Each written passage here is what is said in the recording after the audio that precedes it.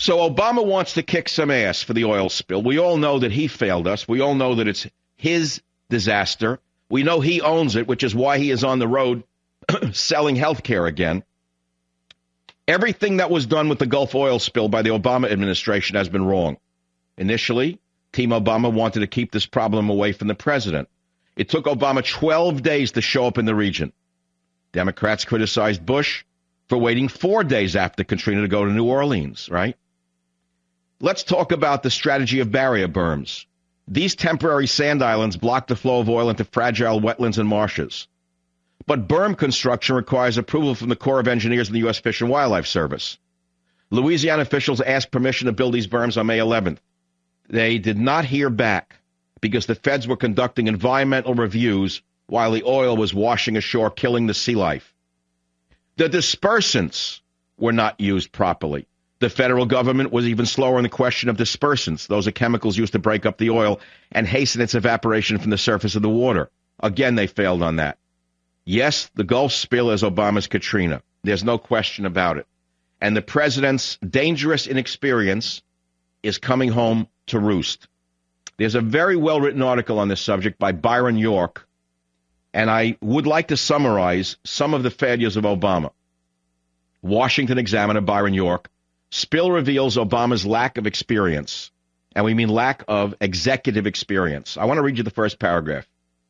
In mid-February 2008, fresh from winning a bunch of Super Tuesday primaries, Barack Obama granted an interview to 60 Minutes correspondent Steve Croft. When you sit down and look at your resume, Croft said to Obama, there's no executive experience. And in fact, correct me if I'm wrong, the only thing that you've actually run was the Harvard Law Review. Well, I've run my Senate office and I've run this campaign, Obama said. 7 months after receiving the Democrat presidential nomination, Obama talked with CNN. At the time, the news was dominated by Hurricane Gustav, which was headed towards New Orleans and threatening to become a Katrina-like disaster. CNN said, some of your Republican critics have said you don't have the experience to handle a situation like this. They, in fact, have said Governor Palin has more executive experience than you. Obama answered, Governor Palin's town of Wasilla has, I think, 50 employees. We have got 2,500 in this campaign. I think their budget is maybe $12 million a year. You know, we have a budget of about 3 times that just for the month. So I think that our ability to manage large systems and to execute, I think, has been made clear over the last couple of years, said Obama. Obama ignored Palin's experience as governor of Alaska, which was considerably bigger than the Obama campaign. But Obama's point was clear. If you're worried about my lack of executive experience, look at my campaign.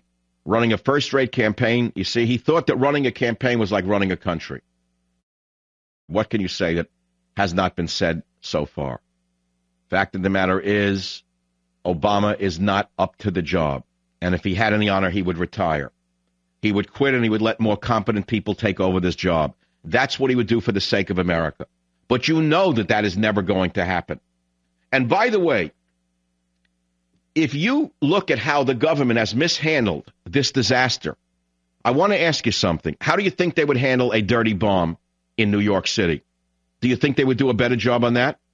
Do you think that this government is able to protect you from Al-Qaeda or one of the other terrorist groups if they wanted to set off a bomb in Times Square?